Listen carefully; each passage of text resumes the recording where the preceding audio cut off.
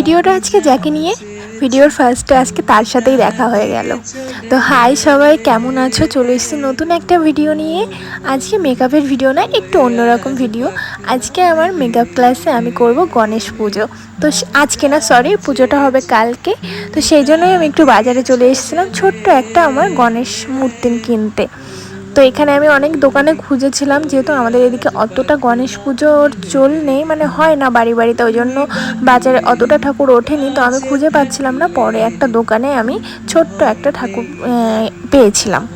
তো সেটা নিয়েই আমি বাড়ি চলে এসেছিলাম, তারপরে সব আস্তে আস্তে গুছিয়ে রাখছিলাম। তারপর সেই দিন রাত্রেই আমি একটা শ্যুট করছিলাম, শ্যুটটা করেছিলাম একটা মারাঠি লুকে।